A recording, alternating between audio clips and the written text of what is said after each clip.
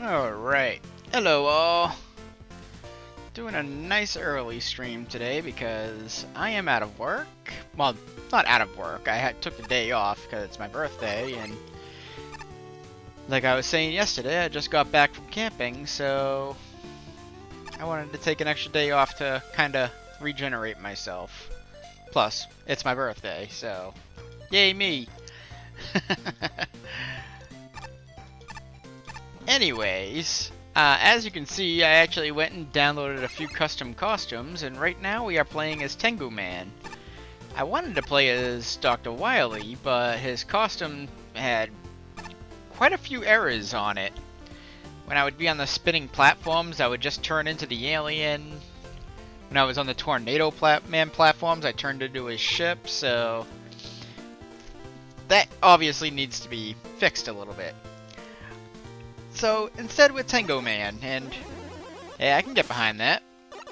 Would have chose Quick Man if I could have, but I couldn't. Anyway, we're going to start this stream by going to the individual tiers first and see if there's any new faces have shown up, give quests. We just completed tier 7 and maybe there's some more? I don't know. I just don't want to miss side quests.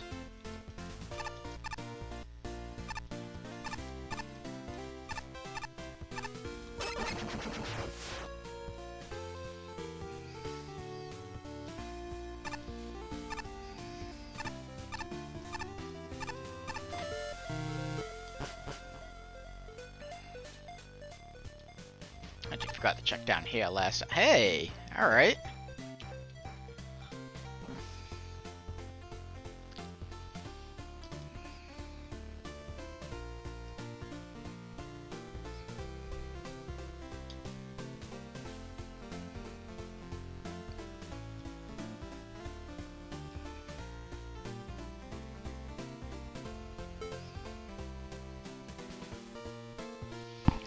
Ignited my fire within me.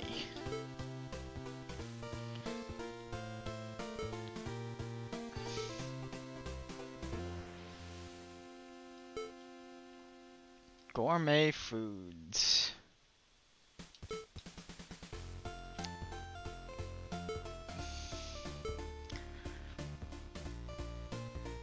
Can't say I've partaken in too many gourmet foods in my life. I think the fanciest I've ever gone was sushi. Although then again, I did spend close to $100 for a steak at a fancy steakhouse, so. And it was quite worth it.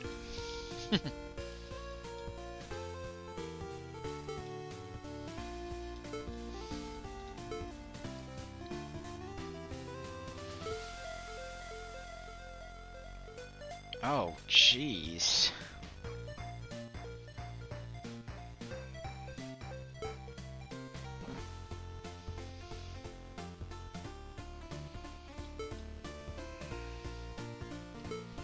Just on and on.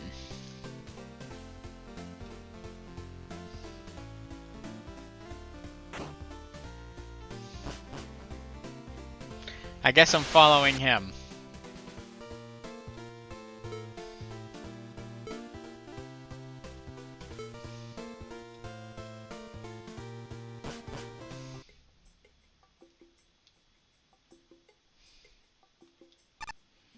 Okay, I see what we're doing here.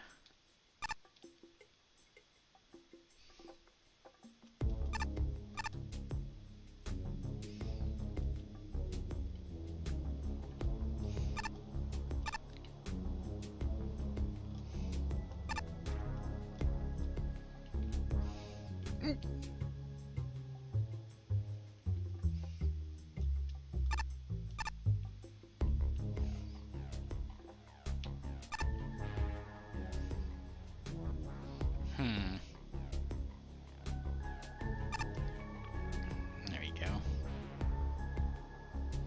I'm assuming I don't want to get hit by any of those flashy lights. Oh! No, I definitely do not want to get hit by those flashy lights. Back at the beginning.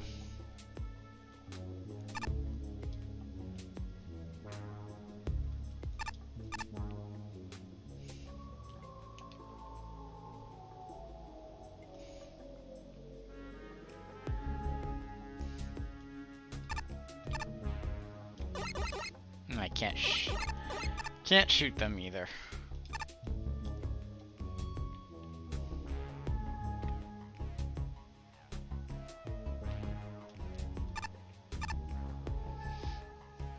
Oh, this is gonna be a pain.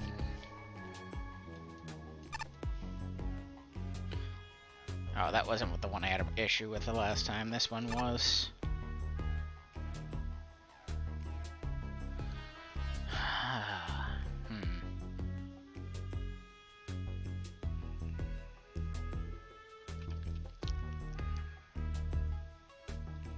Ah, damn it. Is it gonna bring me back to the beginning every single one of these?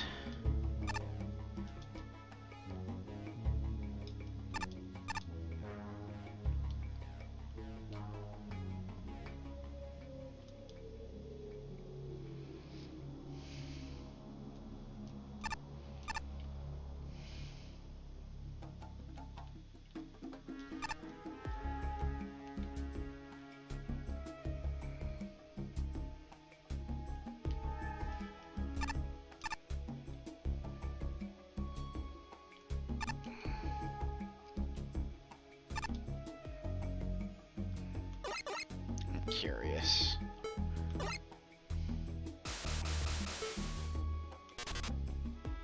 Ooh. Okay.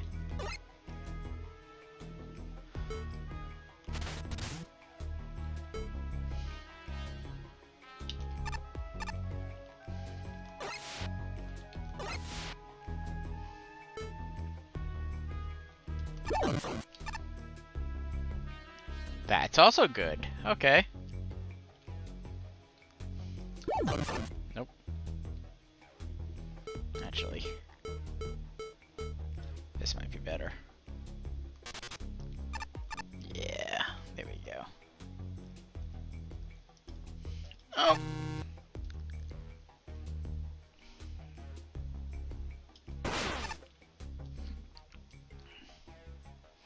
Just insulted my jumping prowess.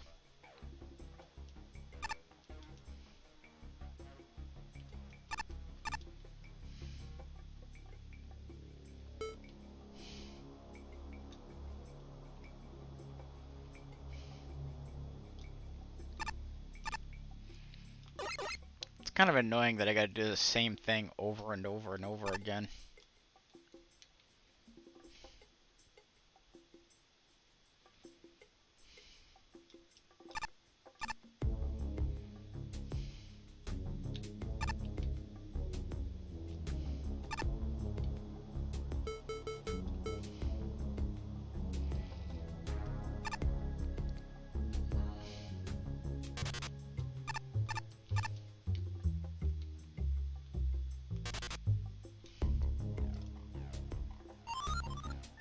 Alright, there are checkpoints. And there's new enemy types.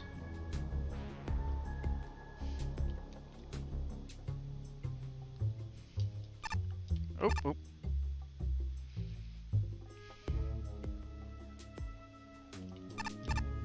Alright. I gotta get to that top one.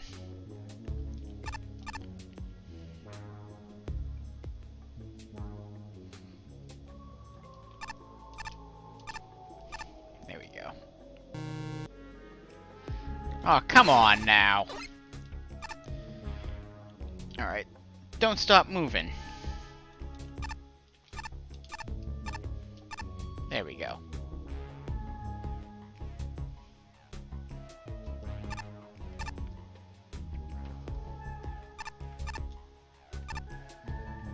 Oh, that's gonna come in contact with me, isn't it? Nope. Ah, damn it.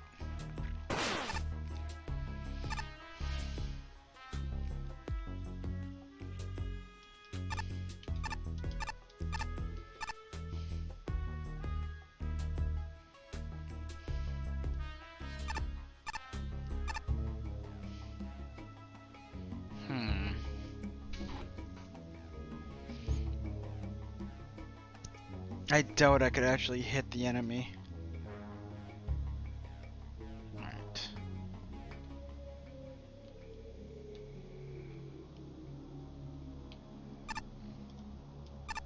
Ah! Damn it.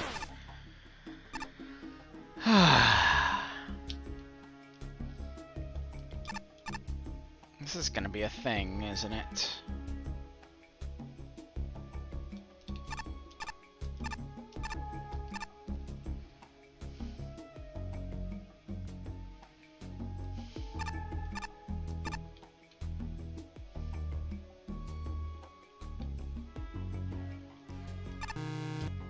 No.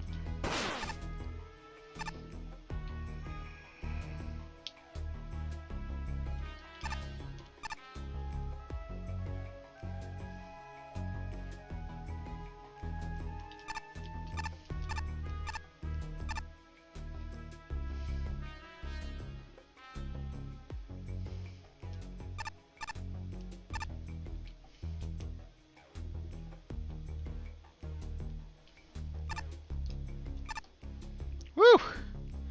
Made it. Okay. What are we doing here?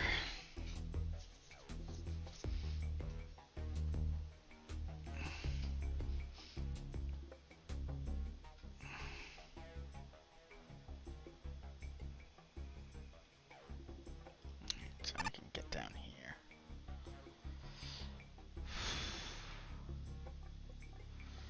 I think I want to wait for that to be all the way up and then make my move.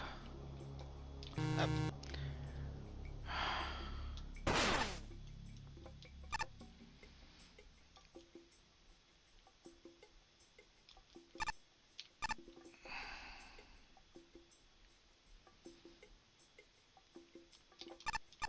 Damn it.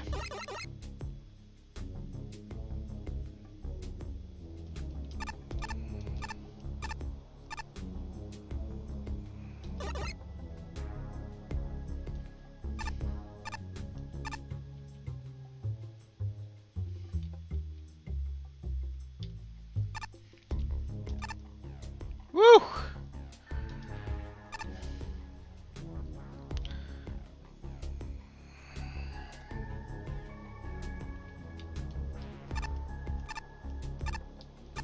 There you go.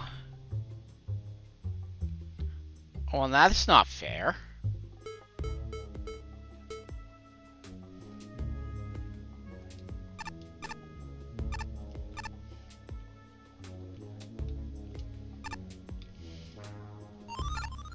Oh, good. Checkpoint. Alley-oops.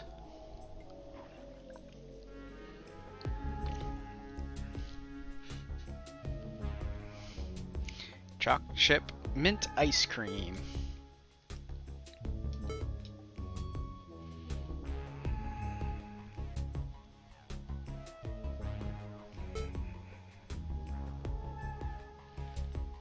Projector robots.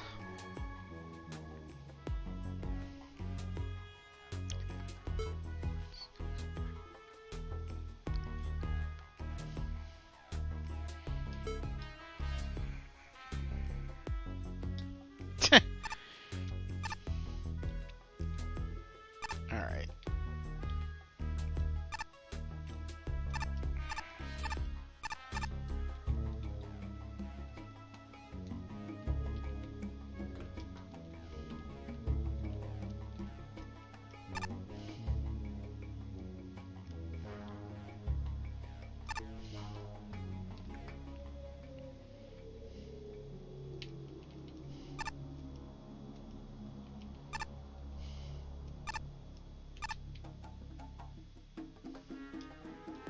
I don't know how that didn't see me, but I am not going to question it. Ah, damn it.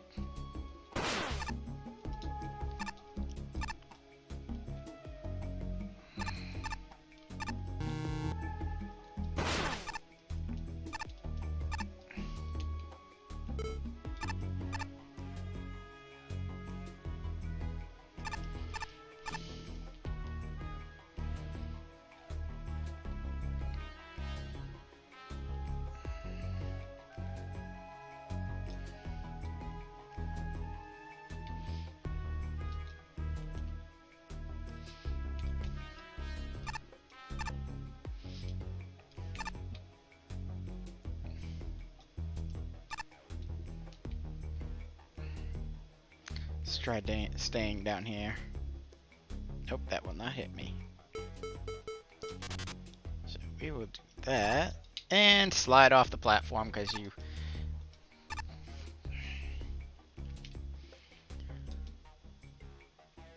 Again, don't know how that's not seeing me, but I'm not going to question it.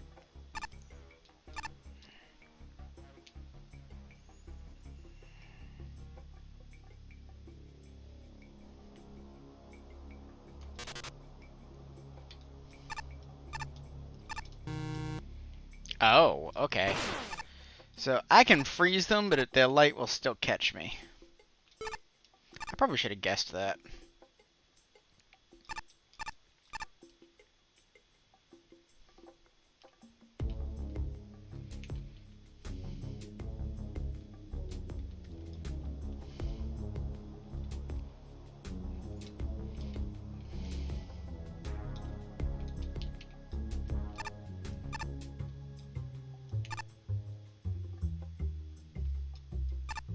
Good job.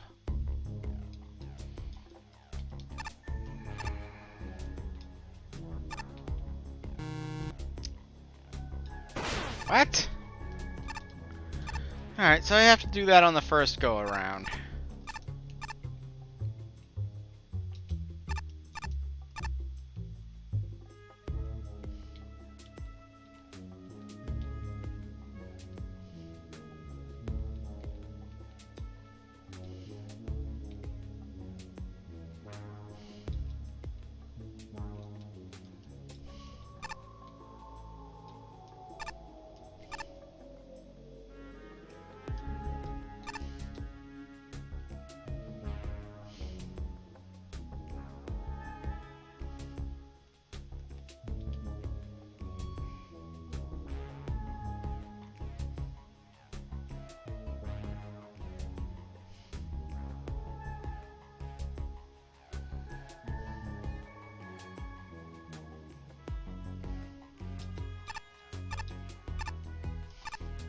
There we go.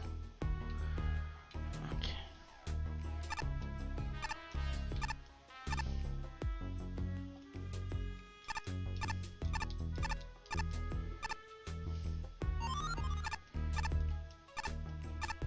I feel like this one's really doing a number on my computer.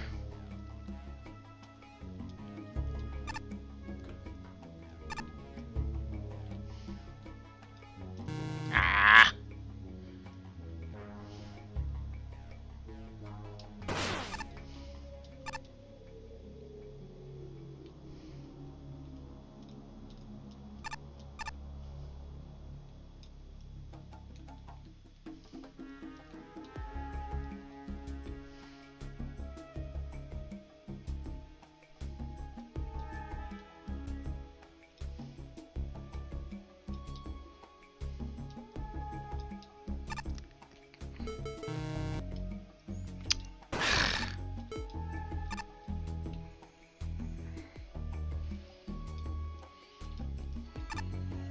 Both these first two rooms are really just stupid mistakes I'm making.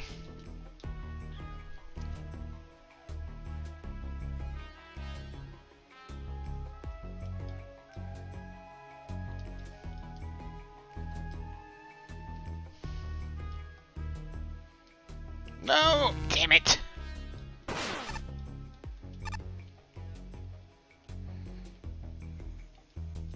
Can I use rush? I can, okay.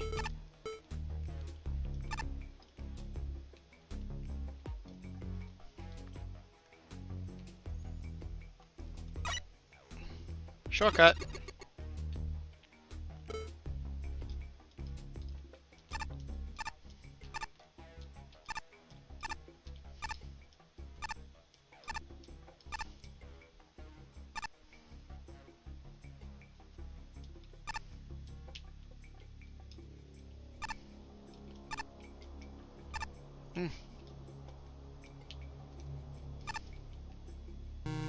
Oh, come on!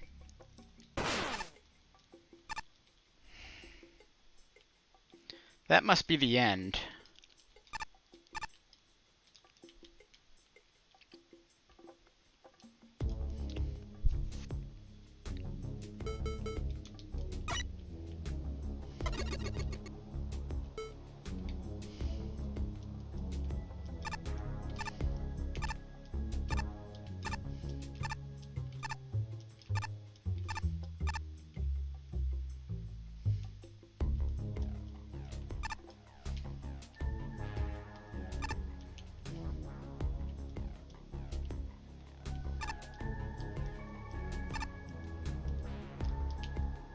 we go.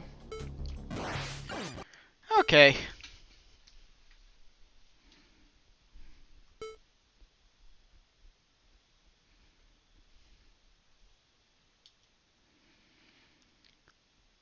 That actually wasn't nearly 20 minutes. That didn't take nearly as long as I thought it would, based on the first couple of screens there.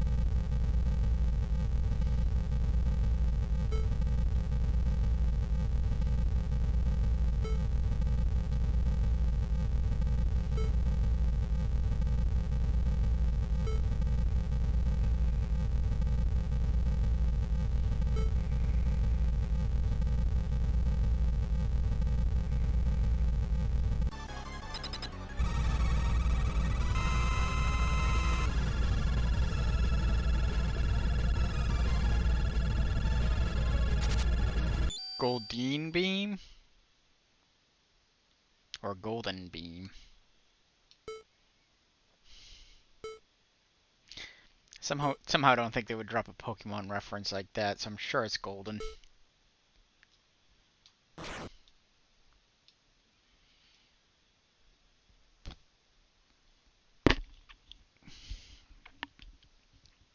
Oh, I want a hat.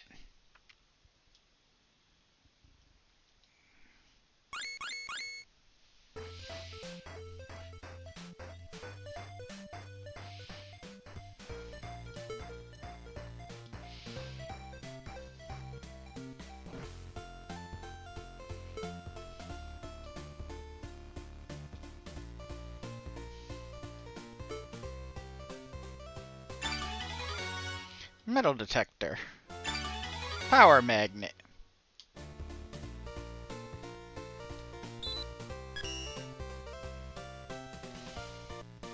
That's so suggestive.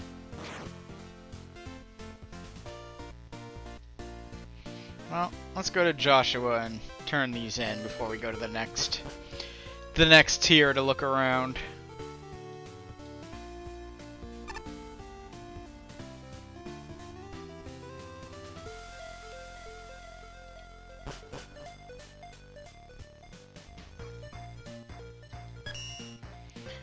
Metal detector and magnet can make something. Okay.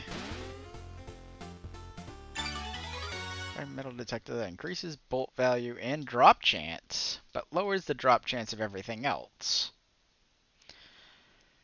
Huh. Well, I mean, it's great if I need bolts, but I mean, I'm having a hard enough time trying to find things to buy as it is, so I think we're gonna turn that off.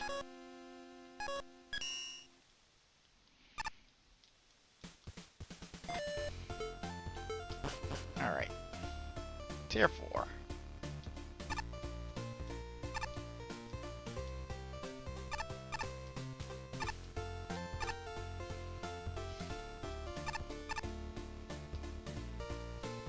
Okay.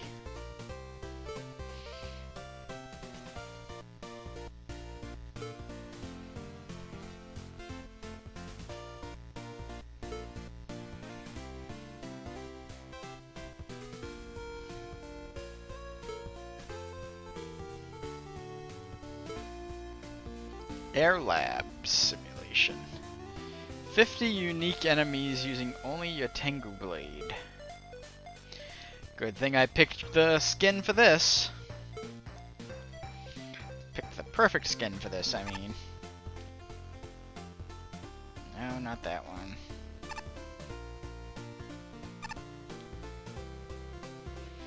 Getting out of Dodge City, not that one. Cosmological Factory, not that one. Fortified Base, not that one. Saturn Fortress. Sleet Citadel. Outer Evacuation. Excavation. Air Labs. Okay.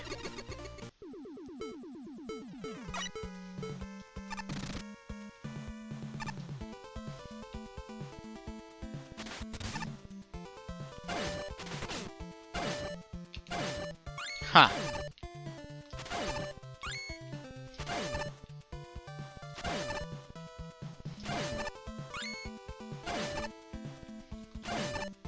When do you guys want to drop weapon it? Okay.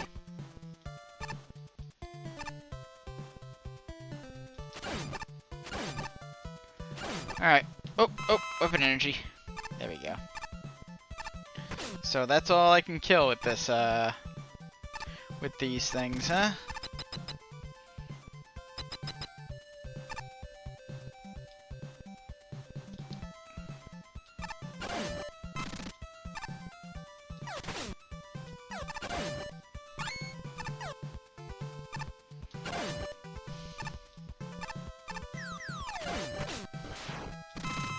Uh-oh.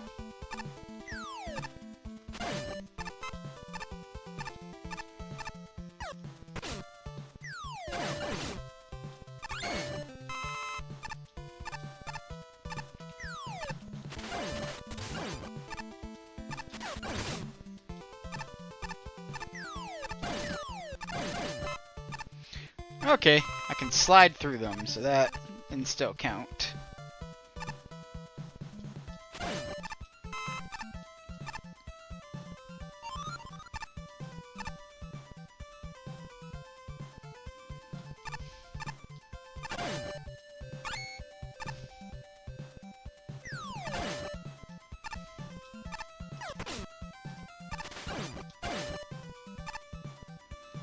Halfway there.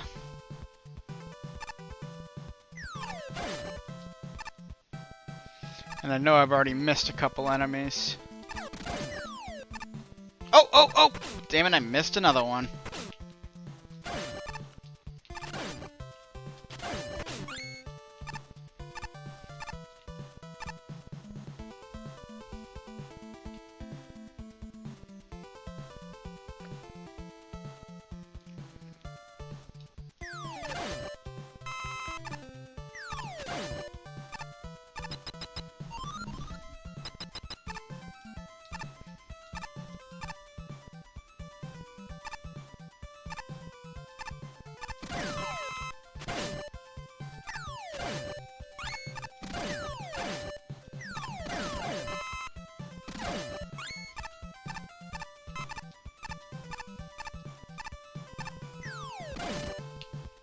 Ten more.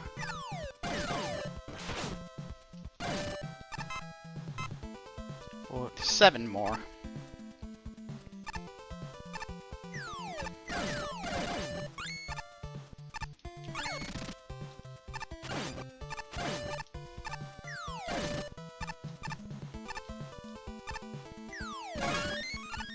Got it.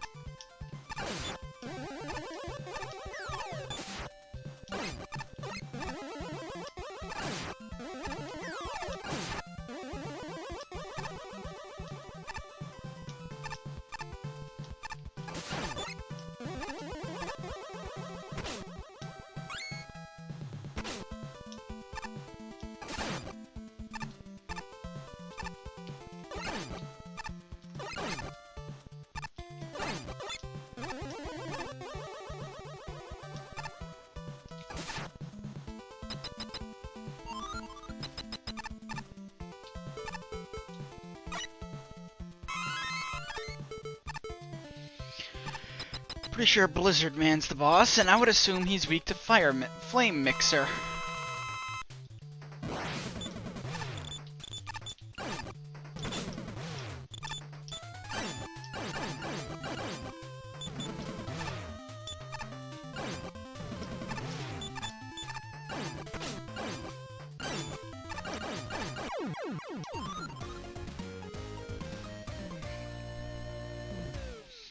Alright, that was an easy enough quest.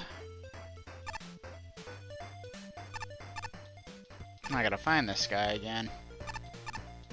There he is.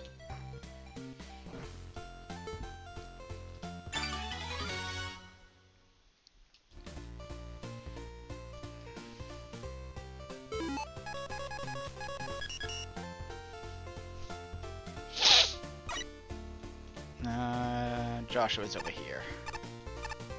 No, he's not. Joshua's right here.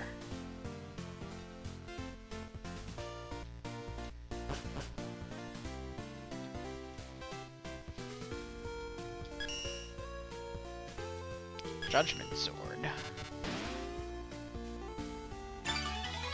Forces the fury of God upon the weak. This holy upgrade makes all weapons instantly kill Met-type enemy. I will not be using that.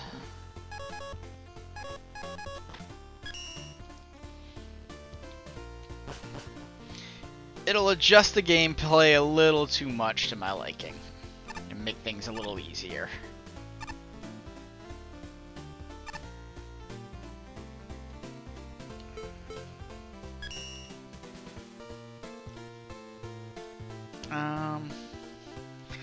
The junk golem around here, I believe, tells me about quests. So I'm just gonna go to him and see what he says. If I can find him. Oh, another quest right here.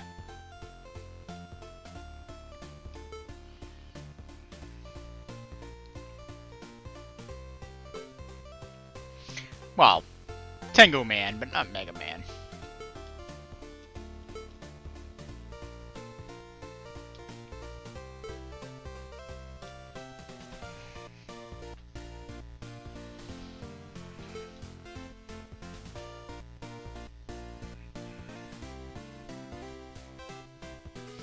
Mystic Museum without ever using your Buster. Okay.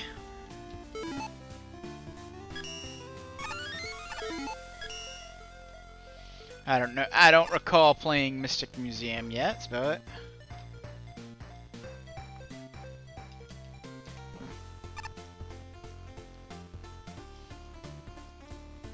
is it this one? Nope.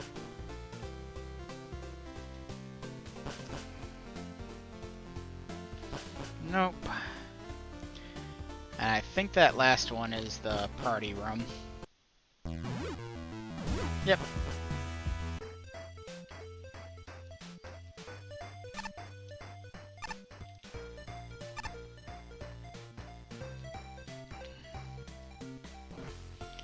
He's up here somewhere, not the info desk. That's that one. Over here? No. No. That's my cabin, I believe. Yep.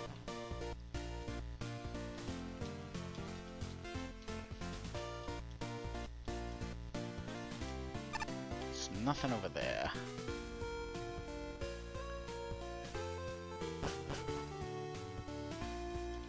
Huh.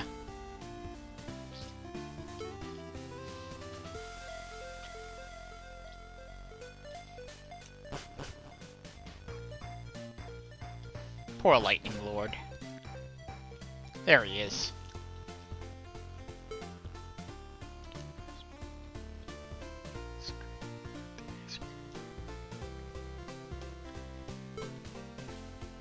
Is that all you're gonna say? 34th place.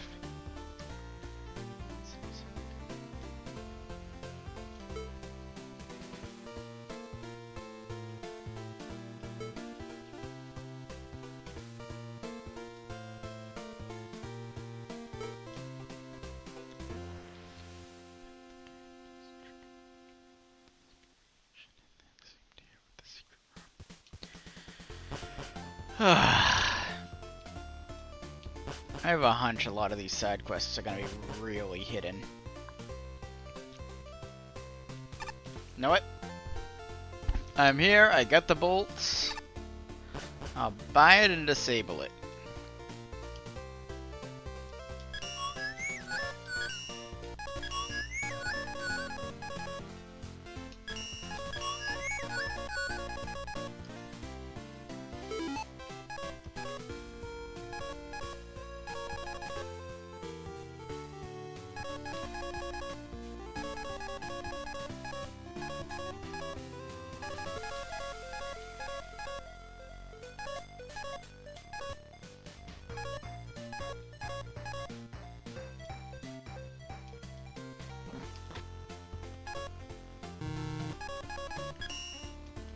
Alright.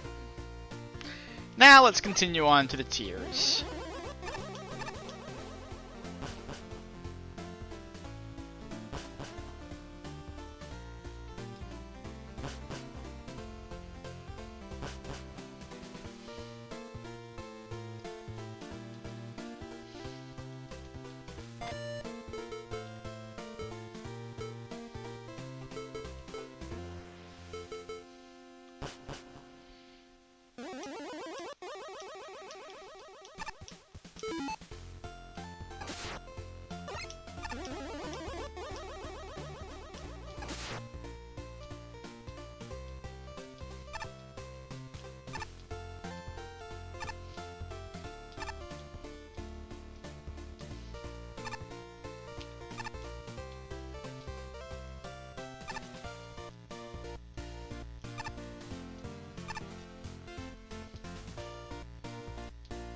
Nobody.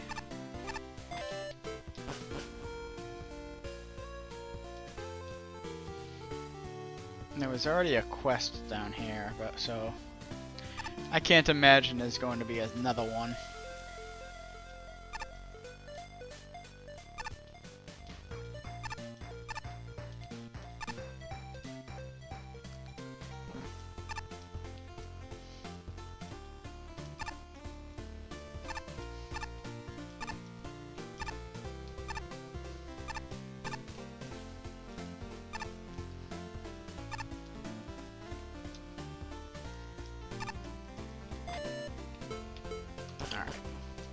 I'm not gonna check 7 right now.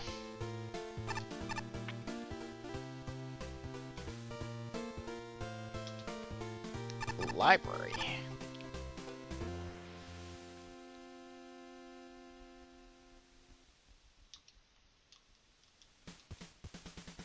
Alright. 39th place, Sarisa, The End of Needleman. Score 62.25. 54, 63, 79, 53. Let's go.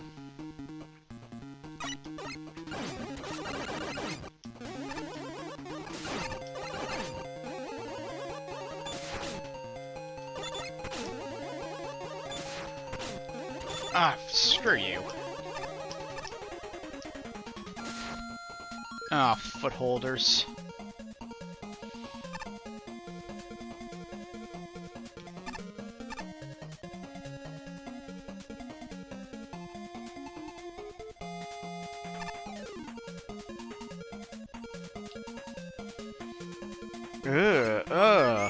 Oh. Hold on.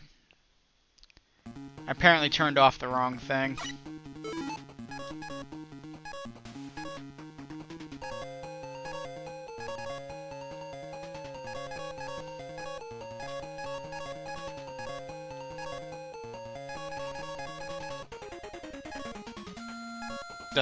Can I not turn it off?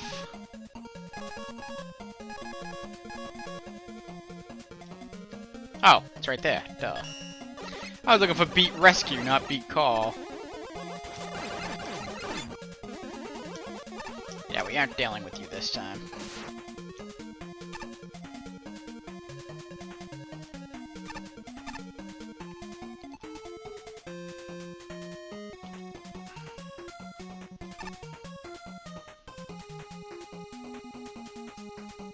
Ugh.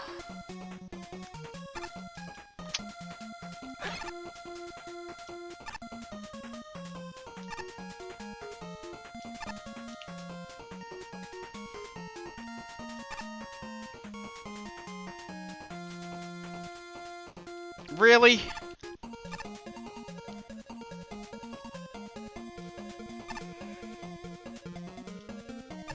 There we go.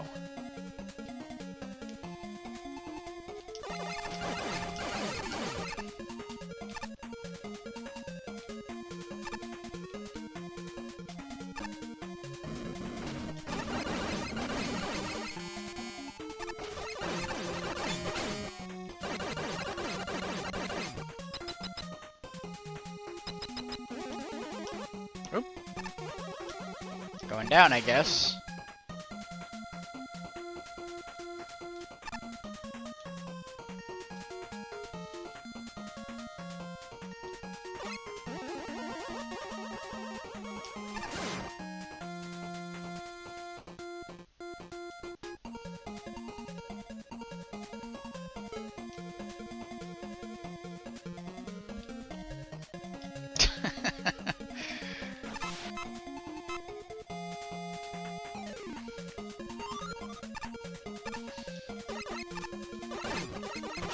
Why are they glowing? Or not glowing, but darker than usual.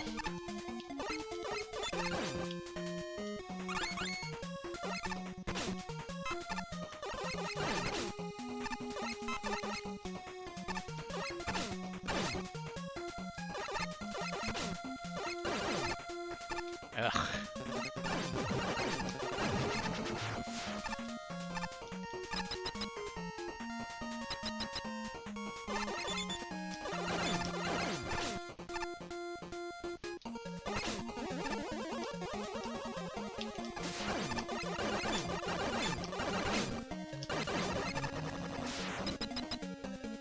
Checkpoint. Are we still underwater? It's really difficult to tell if I'm underwater in this stage, so...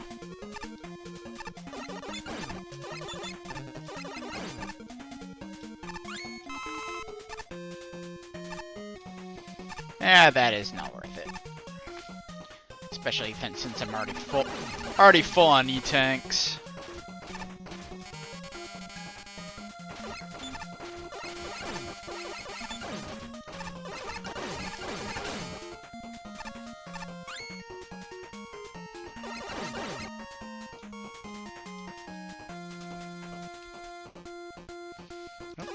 We are no longer underwater.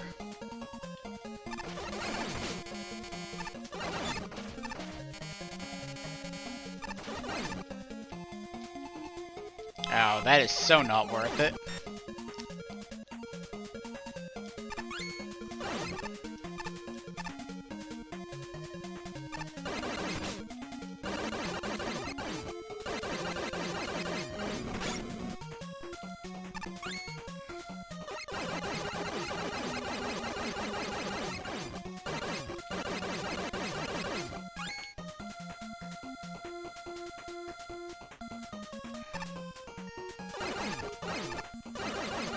Hold on.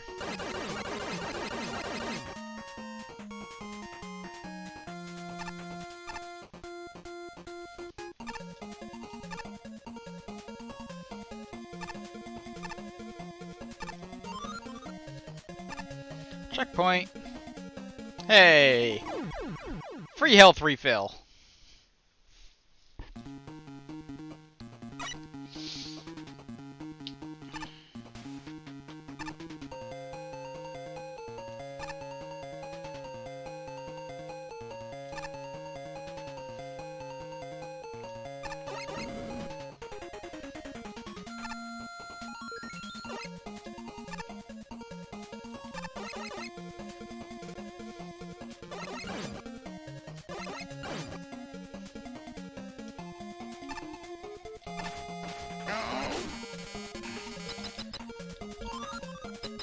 Yeah, screw that thing. And I'm going to assume... Sparkman?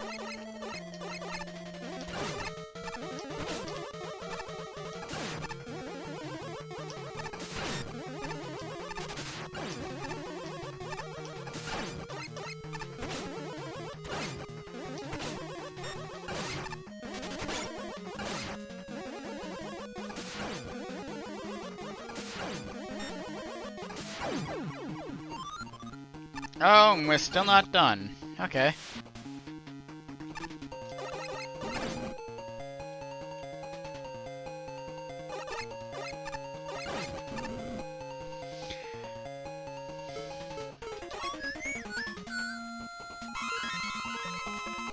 What, get the Yasuchi? Will not. Not that I need it.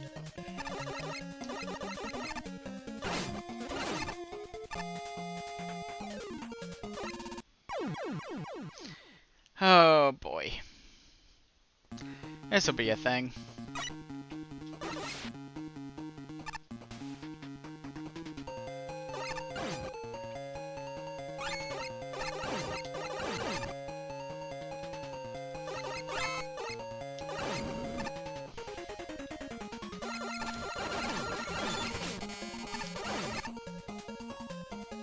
Nope, nope.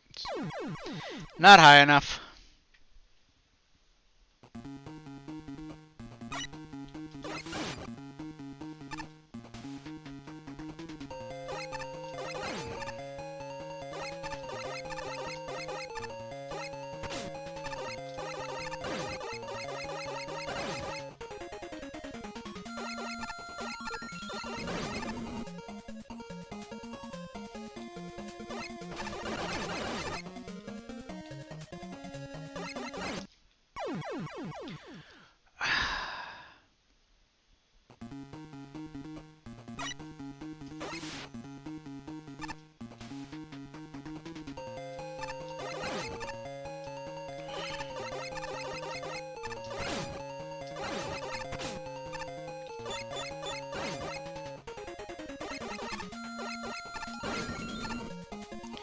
This is a tier 8 level?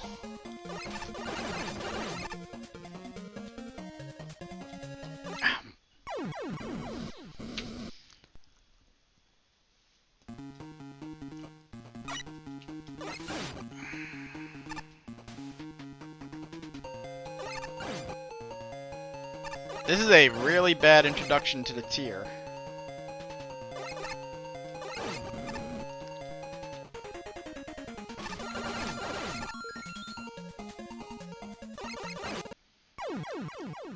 How the hell?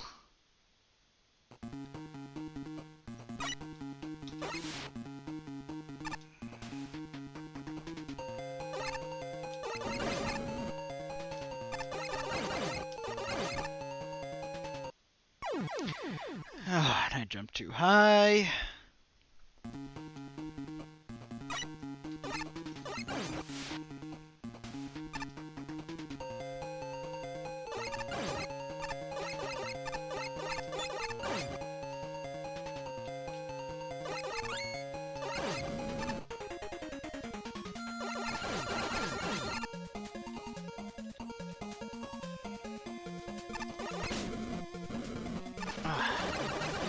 That has to be a pixel-perfect water jump.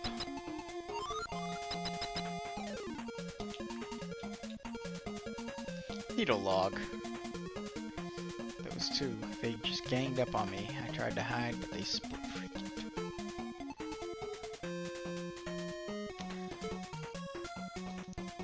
It's gotta be Gemini Man. Or two bosses. Gemini Man with a foot holder. And underwater. But in the end, it's still Gemini Man. Who I definitely broke out of his pattern.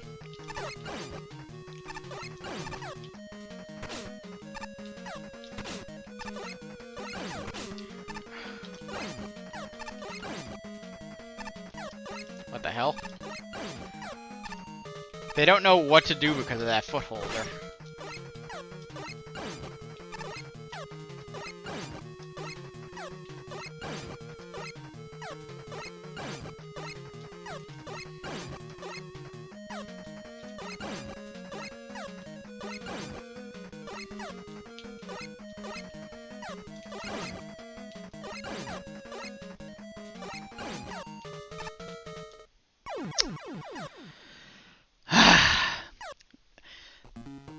The water physics in that foot holder make a world of difference in trying to keep track of his pattern.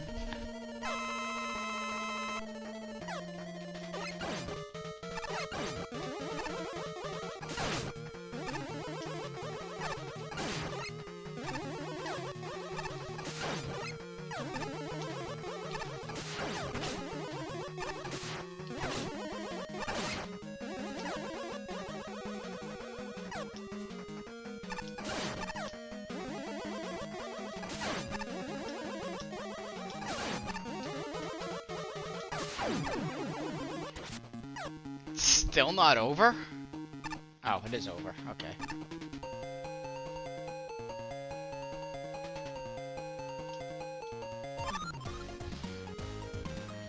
God, the nightmare it would have been if I had to fight Needleman underwater. Why is that in Tier 8? That was... Parmesan. This one is just super unfocused. Switching between 4 completely different tile sets feels like a bit much. Gameplay-wise, the footholders are the worst offense. They move so fast that sometimes it's hard to predict where they'll be. It just becomes frustrating and not a good challenge. A lot of the rest of the level is fine, but the part where you mix the footholders and the junk blocks to get up to one platform was legit really good. It almost felt out of place since it was such a steep step up. The story also doesn't add a ton to the level, just into the general confusion. I think if you mixed Needleman and the other Robot Master's stages to make hybrids like they took over his base, it could have been a lot better instead of just alternating. I think you did that slightly, but doing it more would have made the narrative and the gameplay actually mesh into something much better. Good attempt, but it falls short. PK Ouija. Seeing the first rooms, I was scared that this was going to be the whole level, but thank God it wasn't. Besides the first screens and that one other footholder section, the stage was enjoyable.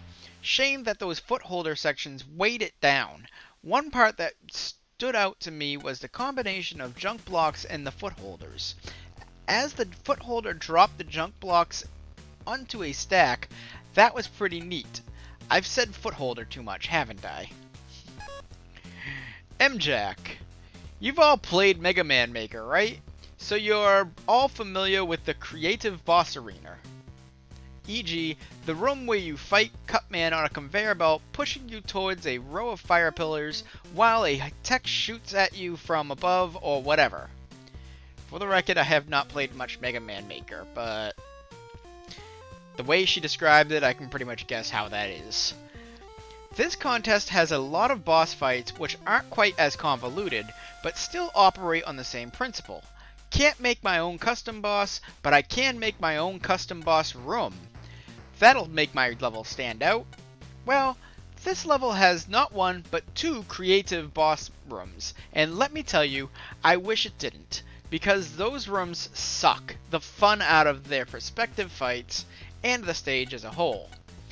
Fortunately, the rest of the level is very good. I initially was terrified of those footholders, but they're actually used very well with special care to not have them fire at you while you're timing your jumps, and with very clear drop points to leap from one to another. There were also a lot of nice little split paths and clever little hidden areas. I'm a big fan of that room with the trash conveyor in particular, because it really sells the idea that we're in some sort of garbage factory, I think. In general, this stage is really good at varying up the level architecture to tell a story, even without the text boxes explaining that Needleman is being run out of his spike factory or whatever. So yes, great stage, but ugh, those boss fights, not a fan. Sorry for my dog barking in the middle of all that. Freems. Nothing infuriates me more than playing a level that seemed to be a rather decent length, and then suddenly, for absolutely no reason, here's another tiny section with Gemini Man because why not? absolutely pointless and just drags out a level for no good reason. It's all about self-control. For the level itself, enemy placement was alright, but nothing really stood out to me. The junk block gimmick was hardly relevant except in one situation where it was combined with a footholder, which was nice. The fact that the napalm caves were mostly underwater was a little strange from both an aesthetic standpoint, as you really couldn't tell outside of entering or exiting, and how the underwater gimmick seemed to negate a few of the level's own designs. Why was the footholder moving up and down to act as a platform when underwater physics means I can just jump up normally? And jumping on footholders zooming out 3,000 miles per hour is not a great time. Really, I just don't know why this level was so all over the place. The whole Napalm Man caves really didn't do much for the level at all, when you could have been trying to think of more interesting uses of the junk blocks, or even the footholders besides gotta go fast. More time on interesting setups like that, less time on Surprise Gemini Man Arena. Yeah, I did not. I think after multiple playthroughs of this level, I'll probably get used to the actual length of the stage. It actually reminded me a bit of Forest Castle way back in Tier 3, which I did enjoy, where the length of the stage was brutal for a first playthrough, but subsequent playthroughs, it didn't mind me as much. I didn't mind it as much. But to be honest, this stage didn't have that truly memorable spot that I believe Forest Castle actually have, which was the long hallway. This was just a mess of things and a mess of ideas that, on a whole, I didn't feel meshed together well at all. But we'll talk about that a little later, I suppose. 38th place, Smedis 2. I know he's well known in the Mega Man community, or as far as the Mega good Mega Man level community, so I just sadly don't know how to pronounce his name. 38th place, Smedis 2, One Night in Xanadu. Score 62.50, 62, 82, 48, 46, 60. Here's hoping for a Rush reference.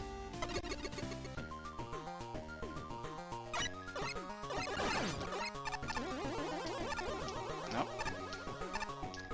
That's not low gravity.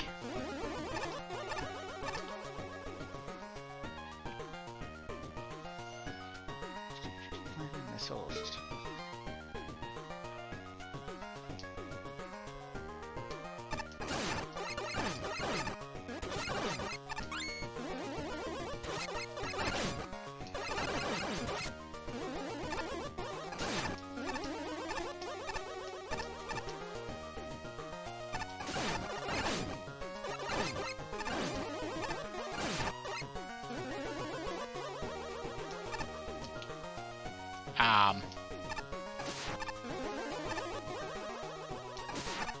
Really?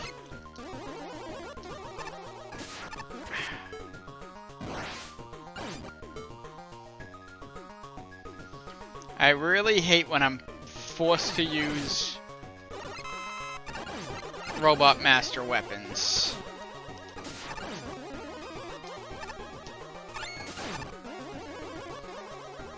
I don't know if you could tell from my playstyle yet, but I'm typically a fan of Buster-only challenges.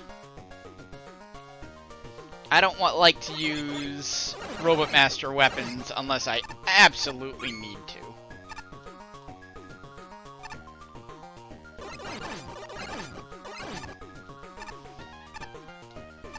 And judging from her judge commentary, neither does M-Jacq.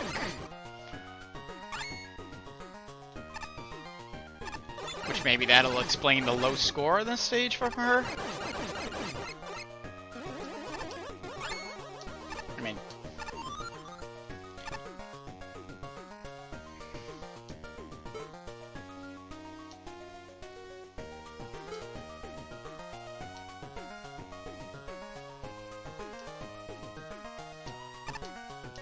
I'm not gonna penalize a stage for making you use Robot Master weapons,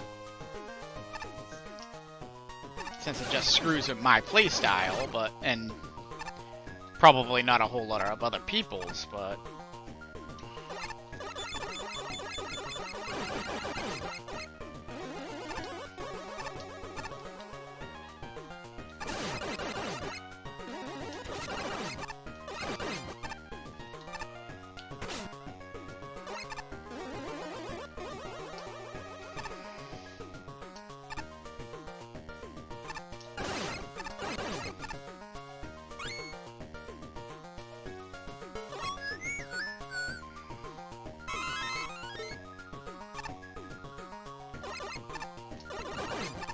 I don't know what the intended method to actually get that E-Tank was, other than straight up dying.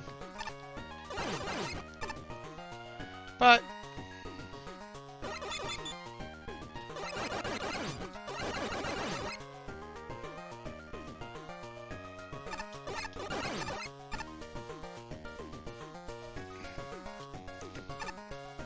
I'm liking this song, but I really am disappointed we didn't get an 8-bit version of Xanadu by Rush.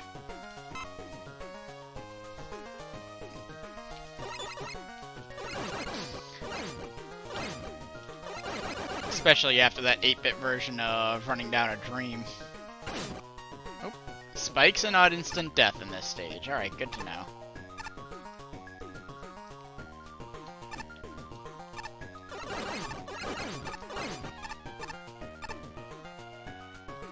Oh.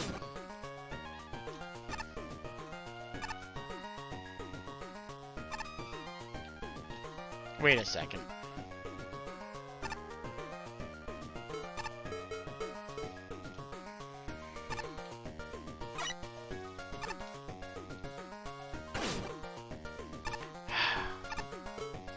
It wanted me to stand on a spike in order to reach that level.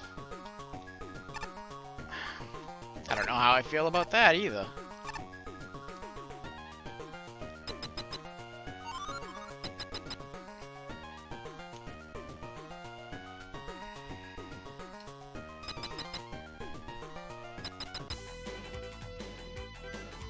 Saturn. Okay.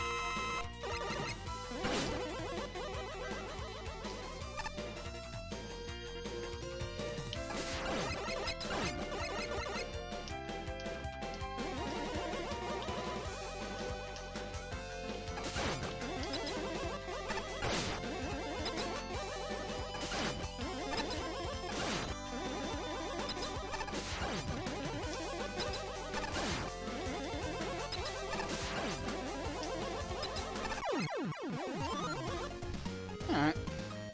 That was a nice quick stage. A little annoying with some of the forced weapon usage, but...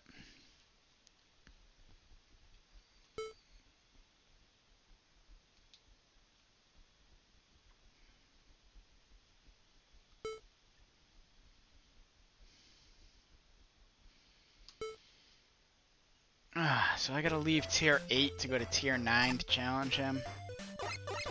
Well, that's annoying. Parmesan. Oh my god, I love the resprite of the fire guy. The whole level is fine. The difficulty ramp up is pretty fair, and is for the most part good. The vertical roam near the end, and a few rooms before it, got a bit too happy, and that paired with the Unforgiven checkpoint made the latter half of the level a drag. Some of the jumps right near the end are incredibly awkward and non-intuitive. I got through them after dying in dumb ways once or twice, but it's still just a bizarre challenge that I don't get for the intended solution for. Using Rush Jet felt like a workaround, not the solution. Otherwise, throughout the level, the fire enemies were sometimes a bit too hard to dodge. Same with the flower wheels. Usually they were okay, but there was an instance or two where they just felt too tight even for that part of the level.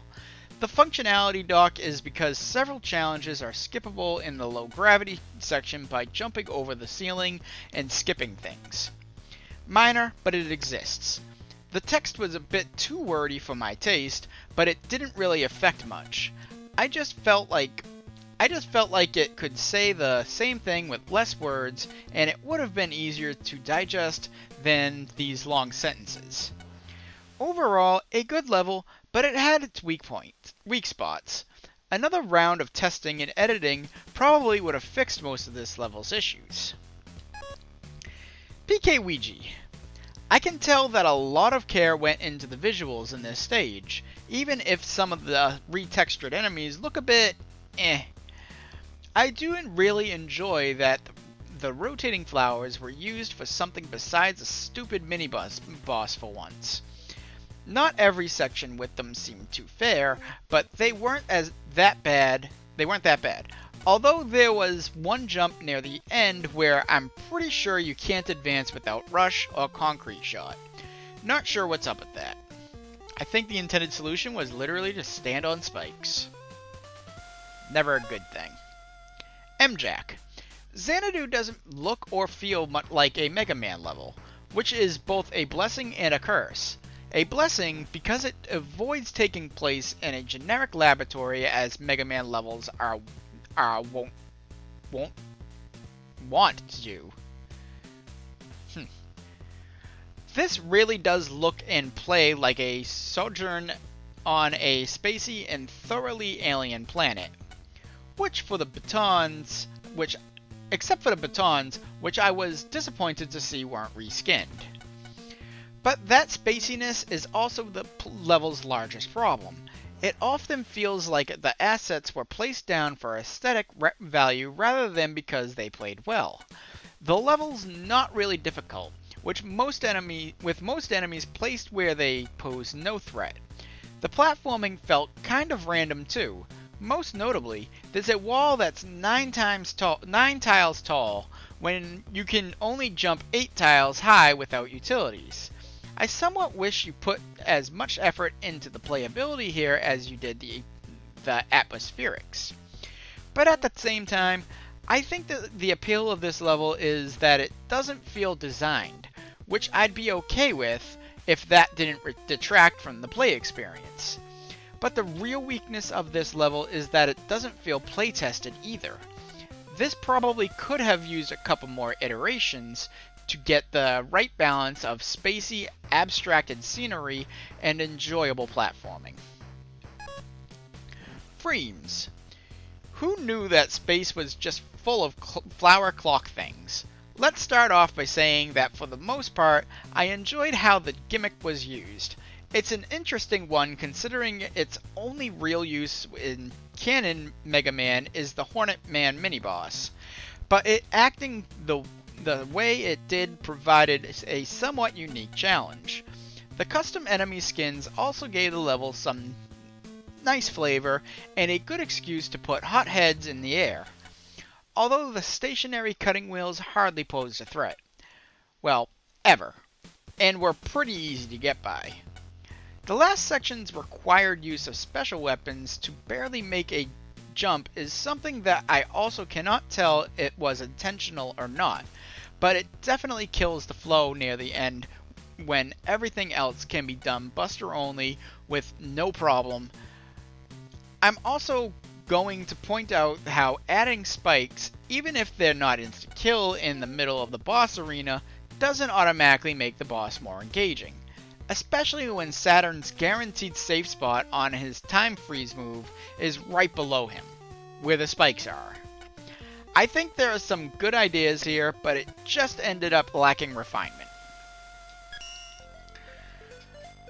Yeah, this level looked nice, but there were some glaring flaws that I had with the level, most of which evolved around forced weapon usage in order to get by without taking damage. Also, how dare you use the name Xanadu and not somehow include Rush?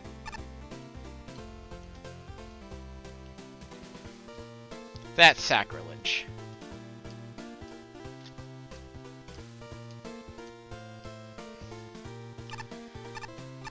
Alright, there's the boss.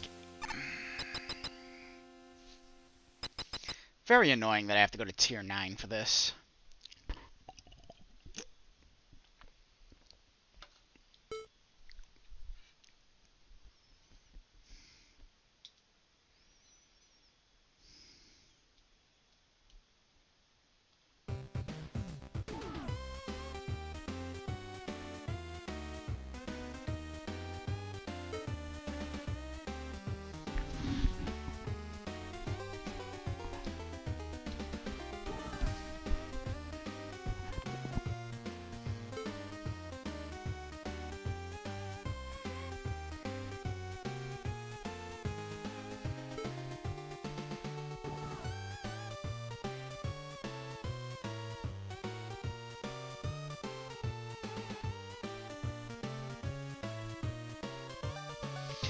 The irony of Tengu Man saying don't underestimate me to another robot is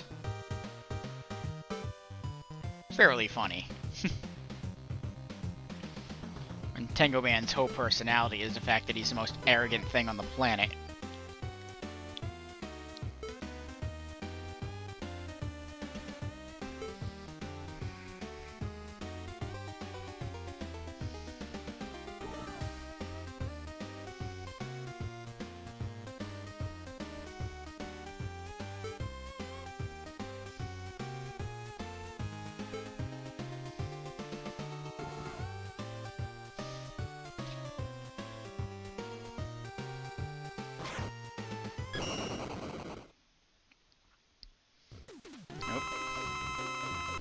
Square Devil. Okay, so I'm not jumping through this. Maybe I am jumping through this.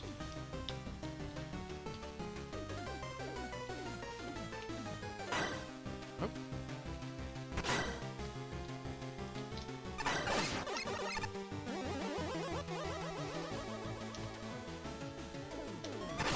No.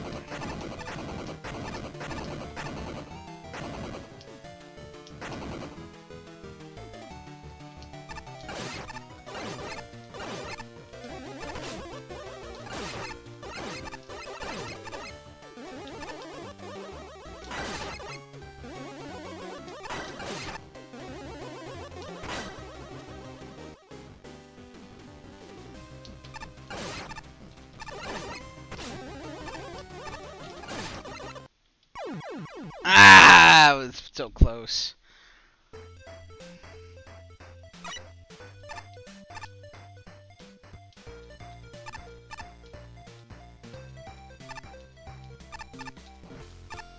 Why doesn't it start me at the boss door?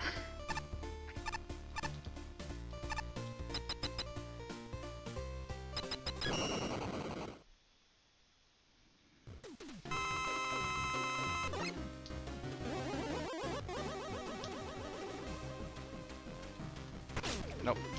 Oh, come on.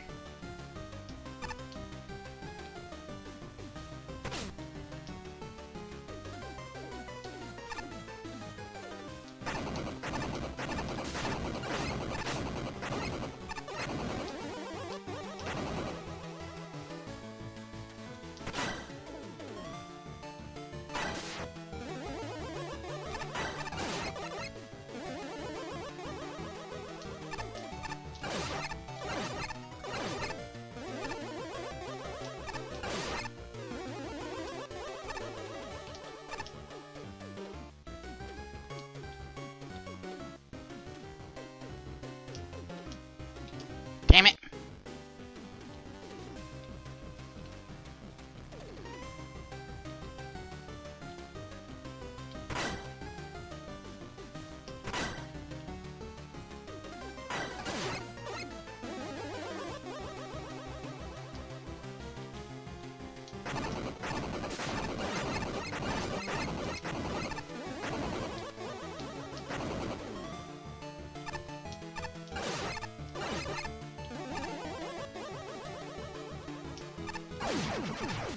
Got him. Poor guy.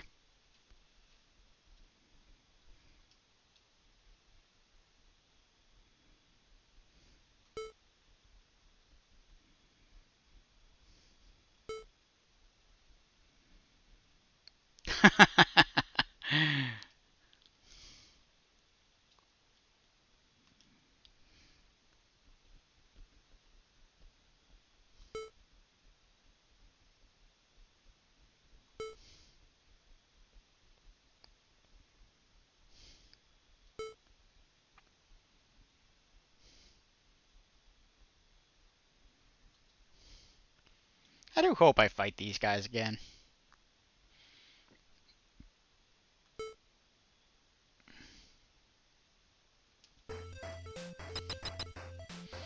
Alright.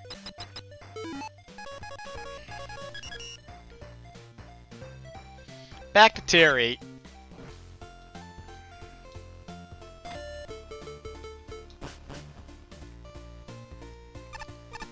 Which I must say, for tier 8 I am so far fairly disappointed in the entries. But we'll see. See how much better they are. 37th place, Scatman's World. Crouching in the Dark. Score 62.75. 85, 76, 25, 65. M-Jacq did not like this one.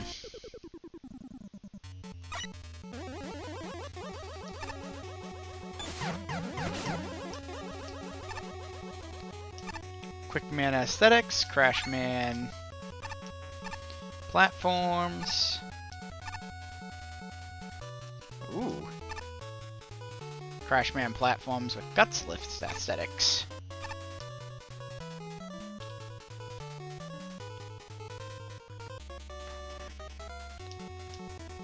Oh. And there goes the music. Right? Oh, it gives me infinite. Okay. So it wants me using this.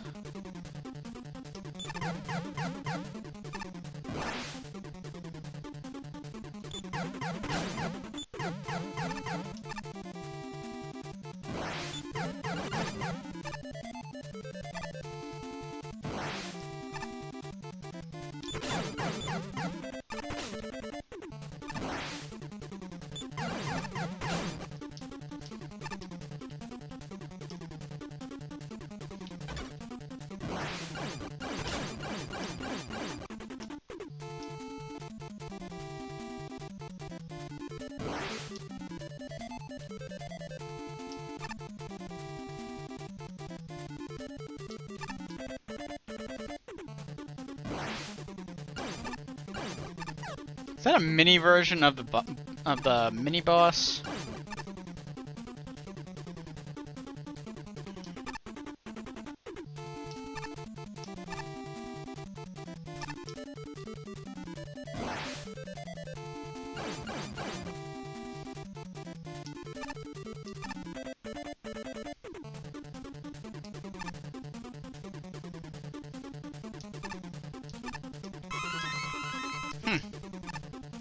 Those are interesting platforms.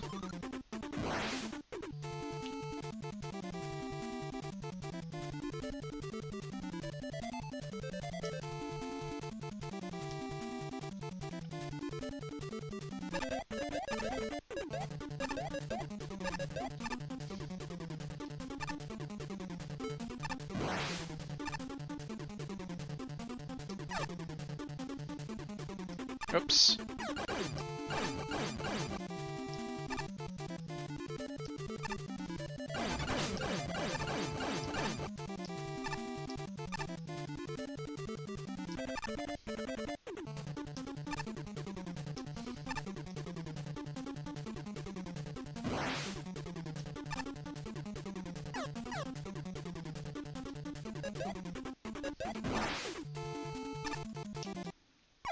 Ah, damn it.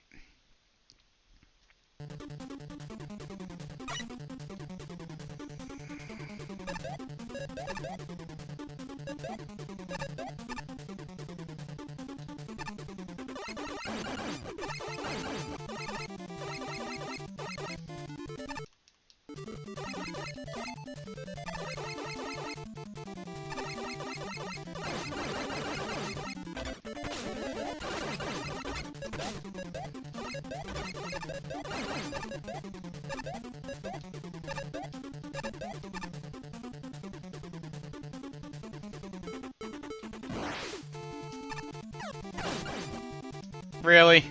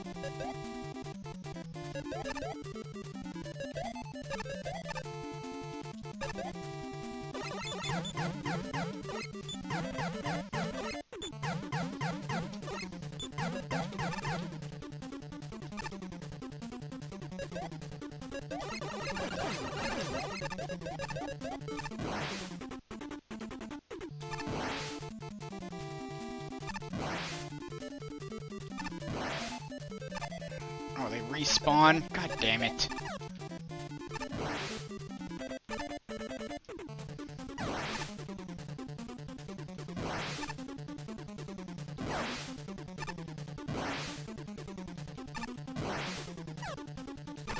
Ah!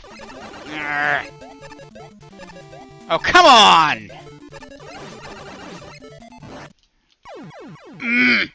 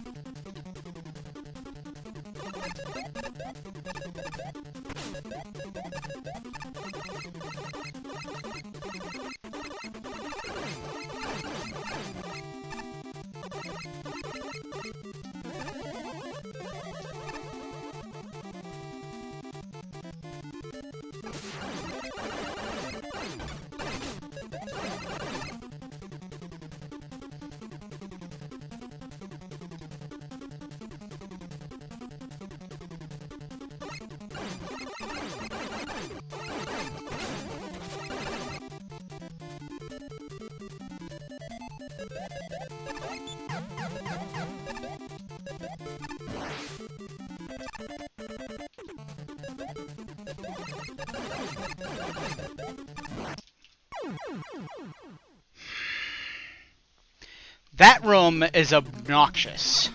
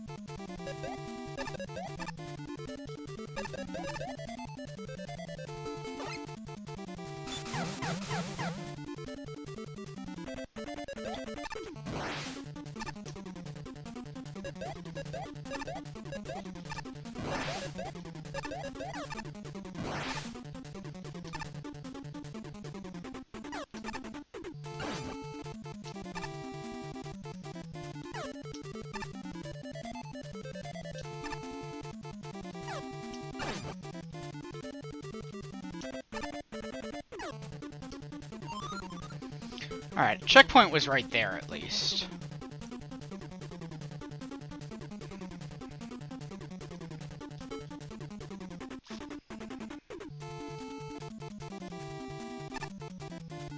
Why do I not trust that sign?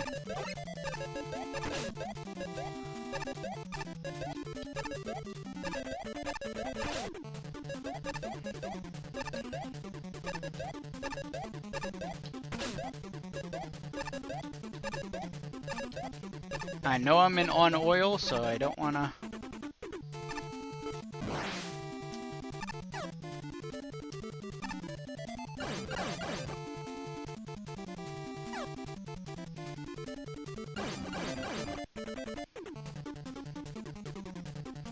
Man. If you miss one of the Crashman platforms, you have to sit here and wait for the thing to return.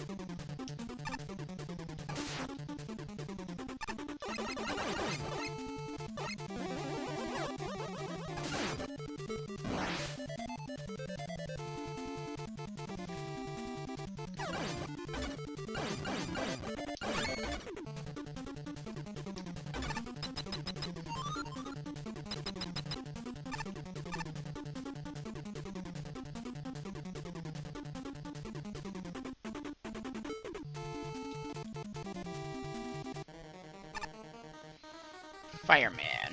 Alright.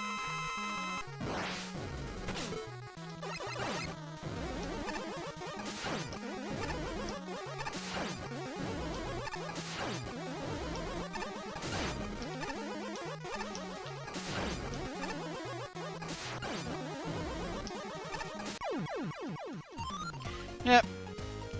That was Fireman, alright. I think I'm in between M-Jacq and the rest of the judges on that one. That one room was really obnoxious, and if you miss a Crashman platform later on, I have a feeling you're gonna have to sit and wait for the thing to come back. Or just use Rush Jet, which I didn't see if it was disabled in that stage. Parmesan. So this is one of the last levels I'm judging, and I was starting to regret the Quickman Lightning. It was just never used well, and it felt like a mean gimmick to get. Then I played this level, and I completely take it back. This was super creative and awesome level. This is taking existing gimmicks and making it really fresh stage. I love it. It's challenging but fair, and the signs giving you a sign, get it, of what's going on helps with the lower vision without taking away the challenge. The whole level has a nice theme and just plays really well. You did something really good here. It doesn't look the best, but it's easy to tell what is what is what, and it just plays so well. Good job. I'm impressed. PK Ouija. I'm glad that Flame Mixer is getting some love here. And dang, this was a good usage of Infinite Flame Mixer. The oil really went well here to prevent you from just holding down the fire button the whole time, giving it a good balance. The crash lifts and the guts hovers also worked well here, giving you room to let your fire burn while also having the danger of falling off. The power musclers, though, were just annoying, to be honest. They were just there to be in the way, I feel. M-Jacq. Nope, nope, nope. Any joy I felt here was snapped away by that evil, evil screen where the crash lifts slowly and incessantly zigzag their way up through a hole-filled rail. Without Flame Mixer, it's an excruciating piece of trial and error that you can't even cheese with Rush Coil. With Flame Mixer, it's a boring segment where you effectively fall into a spike pit if you make a mistake. Let's be fair. I do think that it was clever to give the player Infinite Flame Mixer and then build the stage so that abusing said Flame Mixer would backfire. Unfortunately, the level itself just doesn't do anything with that premise. I guess you're supposed to use the guts hovers to sail across the potential flame ocean. In practice, though, it was far more effective to just slide through the complete darkness, which is not very fun. To compensate for that, the level is mostly just lifeless horizontal stretches with sprinklans lining the floors so you can see where you're going, and the occasional power muscler to provide a challenge in lieu of spikes or pits. It's also pretty weird that the level's primary gimmicks are oil and darkness, rather than the two gimmicks you actually rolled in your box. But there were more pressing problems here than that technically. Ultimately, this level is built around giving you two choices of approach, but then not actually letting you see what those choices of approach are. And that just ain't cool. I guess it would be nice that the level eschews instant death unless your player choose to create it, if you could see that you had a choice in the first place. It's a wash, unfortunately. Freems. It was very interesting. While still utilizing the gimmicks from the box, there's a completely unique combination of darkness and oil at the same time. I do like the sort of risk versus reward factor that this brings to the table in theory. And some of the time, things work out pretty well for the level. You have to be careful about when you use your weapon or else death will come to you, which can be spooky as you're riding a Crashman platform and hoping you don't fall. However, keeping the oil as a threat throughout the entire level comes with an unintended side effect of being able to skip most of the last section entirely and just rush up the platform at the last second. I'm not sure what would have easily counteracted this. Perhaps more normal ground walls along the path to give choke points if you think you can just go on the bottom path in the dark. The guts hovers also sorta get shafted due to the abundance of gimmicks. It pretty much just exists to get a 1-up and again at the end of the level. Definitely not a bad concept, but one that would need some ironing out if you ever considered doing something with it again. Yeah, I'm definitely mixed on it. I don't hate it like M-Jacq apparently did, but I didn't have the best of time with that level. That room that M-Jacq mentioned was absolutely excruciating. It was boring, it was needlessly difficult because of the flame mixer and the oil, and the respawning enemy in the level didn't help matters either. And unfortunately, that's going to be the most memorable thing about the level to me.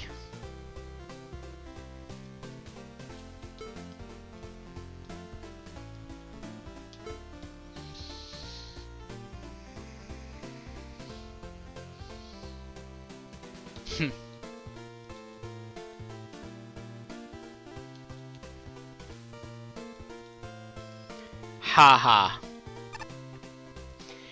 36th place, Aria Genesi, Ancient Zuggernaut. Score 63. 86, 60, 46, 60. Shut up.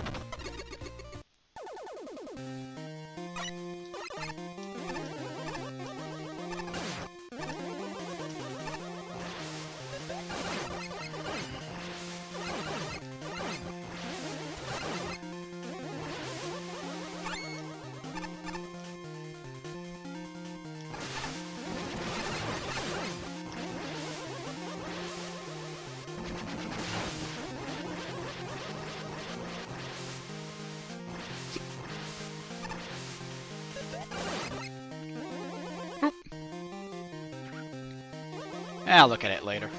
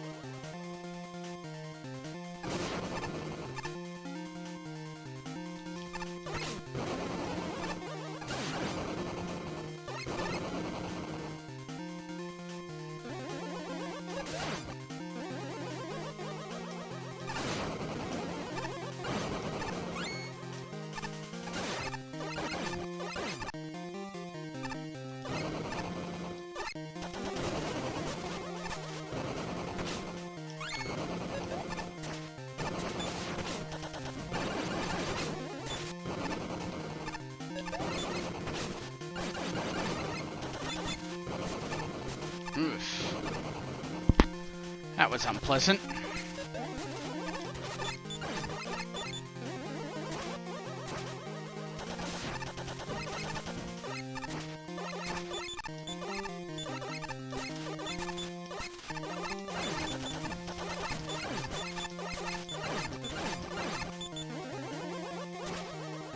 Oh, this is frustrating.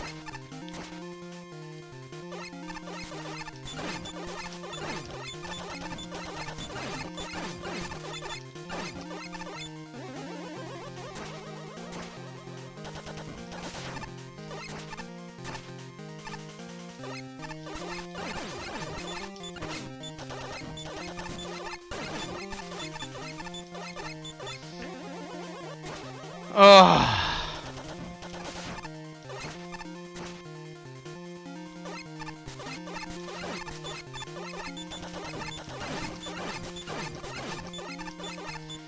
These levels in this tier are not made with players like myself in mind.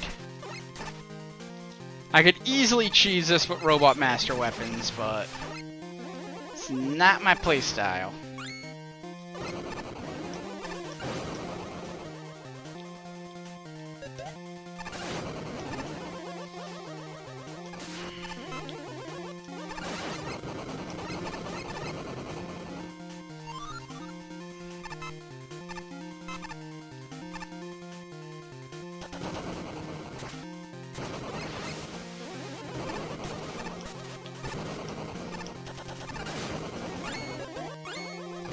Oh.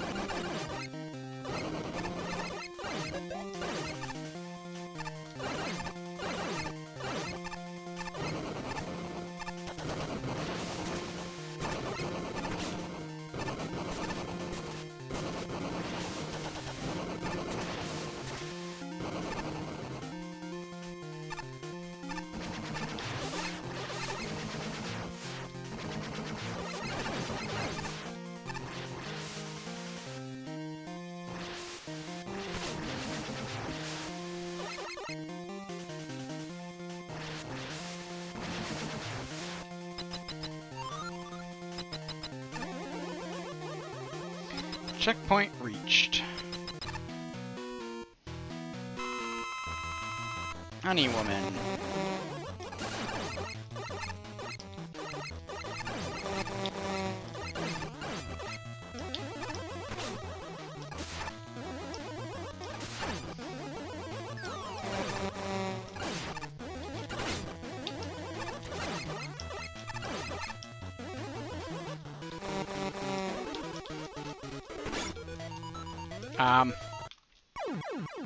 What the hell happened?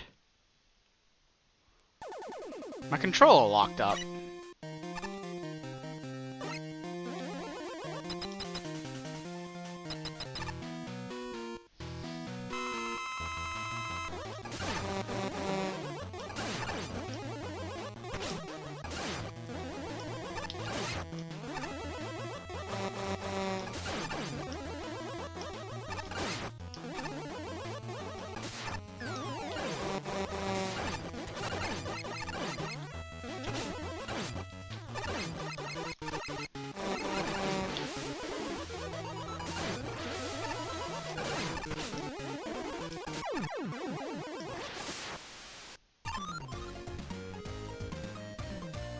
There we go.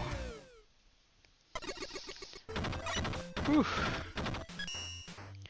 Parmesan. Walking away from this level, the easy highlight was the soccer balls bouncing on the Stegosaurus. The soccer balls were just great in general. I actually may like them in this level more than in Strike Man stage. Not gonna lie. Either way, wonderful use of them. Also, the mice. I don't think they're great in Mega Man 5, but using them as ceiling enemies with the soccer balls was super clever. Props to you. The rest of the level is good, but those parts really feel like a step up.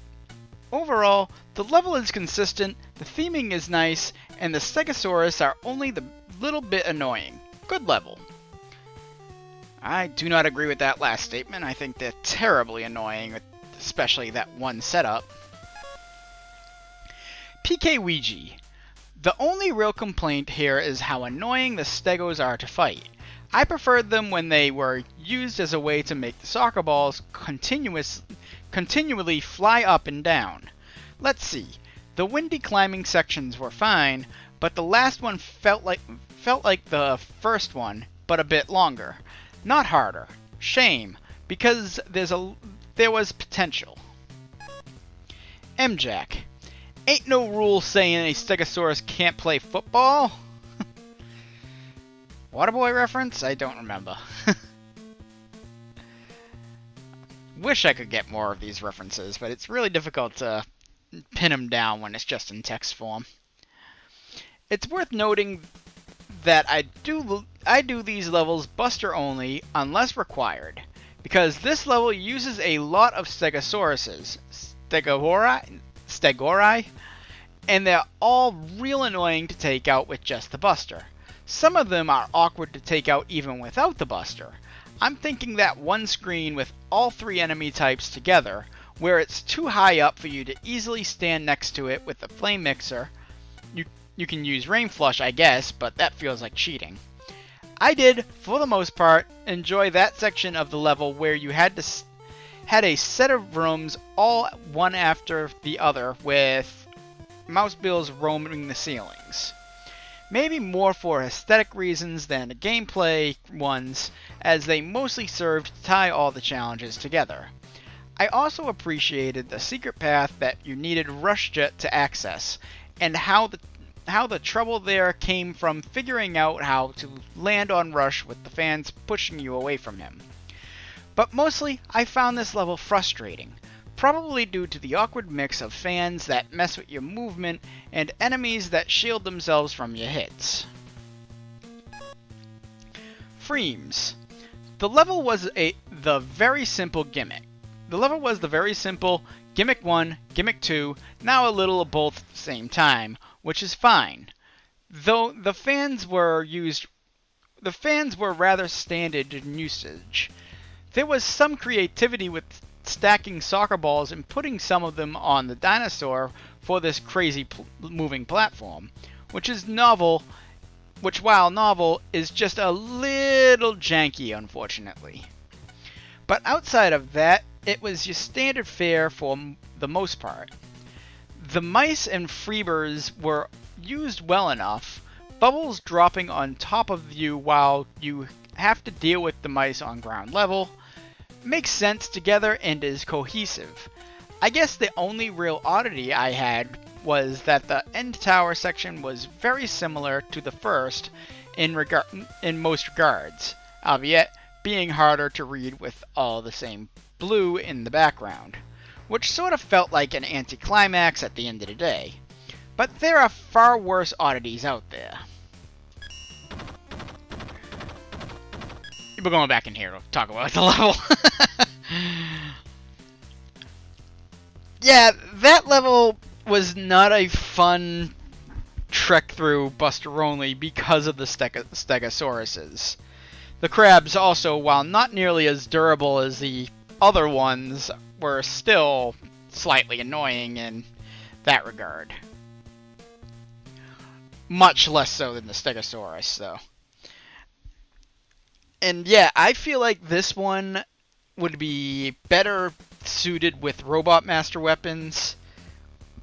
Which, one of my later playthroughs, I probably will use Robot Master Weapons on this one to see just how fun it is in that regard. But as Buster only, there were some troublesome segments in this level, not gonna lie. Shut up.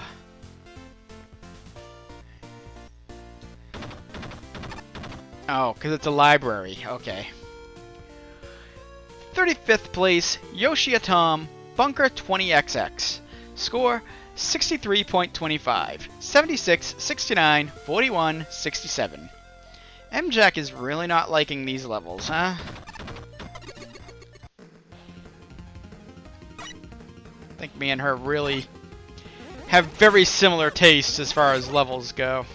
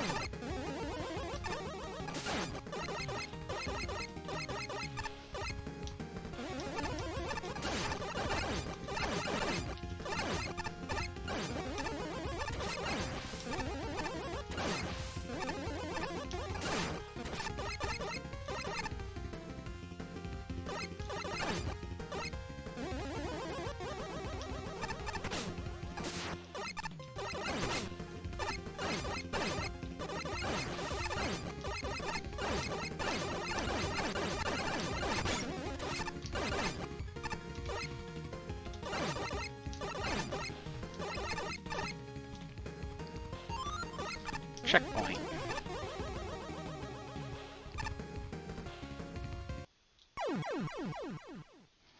Yeah, I wanted full health.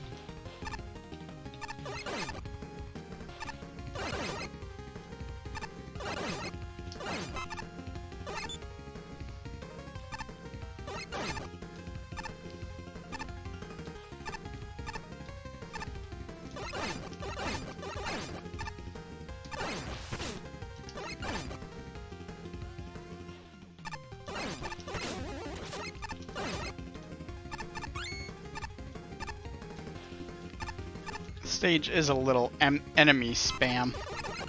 Enemy spammy.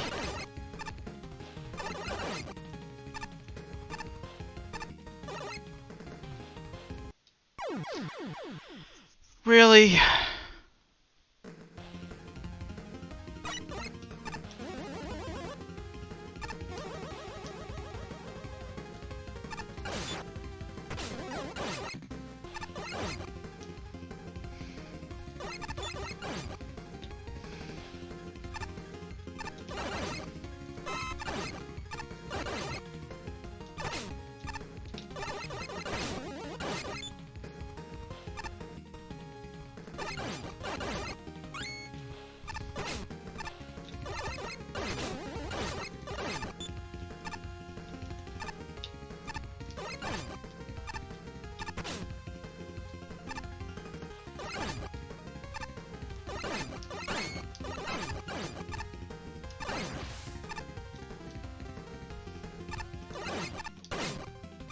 Come on.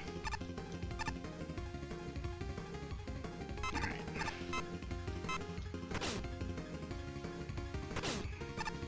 Well, I guess...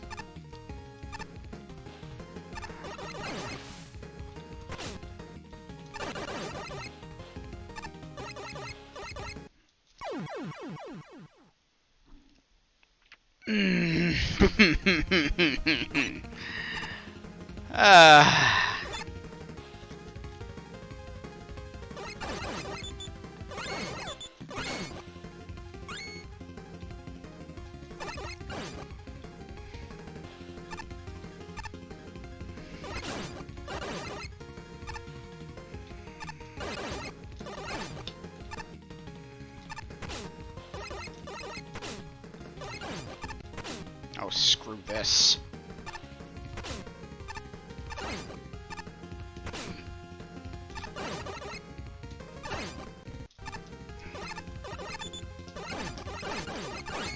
They're still chasing after me.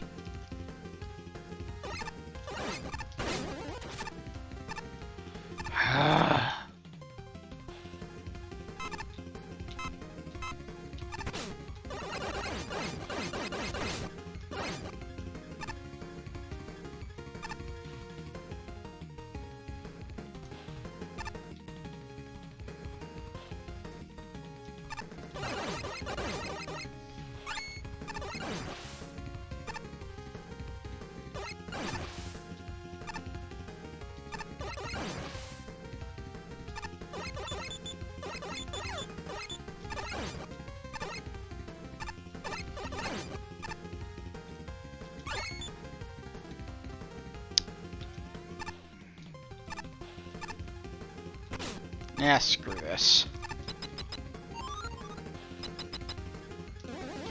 Who do we got?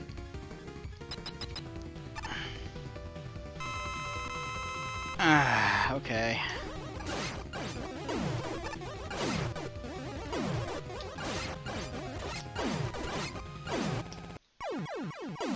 Well... Toadman and Bomb Man shouldn't be that difficult of a combination to deal with.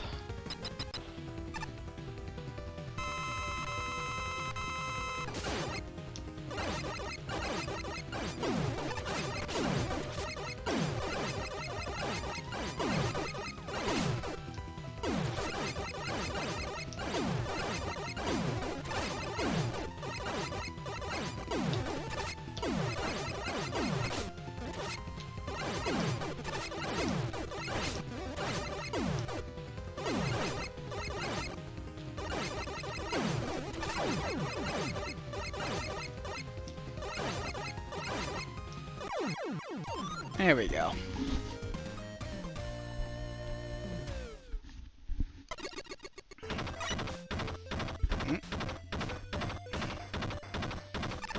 Okay. Parmesan. Honestly, this level starts out okay, but the longer it gets on, the better it gets. The darkness gimmick starts off okay, where it's more of a nuisance than anything, but after playing the end of the level, I appreciate the way it way more. The whole level switches between fast and slow, which is a neat feel. Anything with the supercutters is fast, since most of the time easier to just rush through them, whereas you take the darkness slowly and it works well. It keeps the level from being too slow and boring or too fast and exhausting. It feels really good to play, and even if the last section is tricky, it feels really rewarding when you pull it off. PK Ouija. There was some cool stuff going on, especially with the walking grenades and the darkness. More of that would definitely not have hurt this level. Maybe even put the cutters into the darkness, that could have worked. What didn't work though were the blind jumps where the only gauge were the spiders on the bottom of the platforms. Maybe I'm just bad, but I had a hard time guessing where to jump. M-Jacq. This level has an awful lot of enemies. It feels like on every screen, at least 3 enemy types are being used simultaneously, often without proper introduction beforehand. Now, I'm not a hardliner when it comes to enemy introductions, and I think it's entirely possible to have a good level where assets are used together at the start rather than laboriously introduced one by one. This level does not do a good job at that. It's one thing to, say, have Toga heroes wafting by harmlessly while you're introducing enemies. It's another to have a hothead show up over a pit of spikes while you're being chased by a Dark Spider. Honestly, while it's tempting to say that the level's problems are due to enemy spam and move on, I think it's much more problematic that so many of the enemy types in this level require space to maneuver in order to avoid getting hit. But more often than not, they're placed in spaces with, e.g., low ceilings over spikes or in tight hallways full of cutters. I've never struggled with hotheads so much as I have in this level. The level, perversively, seems to get easier towards the end. This is partially because by the time you reach the halfway point, you've accumulated to the enemies everywhere. Weirdly though, the two halves of the level feel like mirror images, except that the second half of the level has some screens which are markedly easier than their equivalents in the first half. Say, the staircase room before the darkness section. And of course, the level that goes ham with enemy placements has a dual boss. Thankfully, this is one of the more tolerable setups, using 2 fairly easy bosses with similar attack strategies. To conclude, this level's very extra, and probably would have benefited from some restraint. Frames. The thing about using Quickman lighting is that you have to reasonably be able to see what's ahead of you for more than half a second at a time. When it's used in Quickman stage itself, the only real obstacles are the hotheads themselves, so it's easy to feel your way out if it does get dark for a little too long. Here, there are other obstacles, and it's never really a puzzle about not killing the hothead.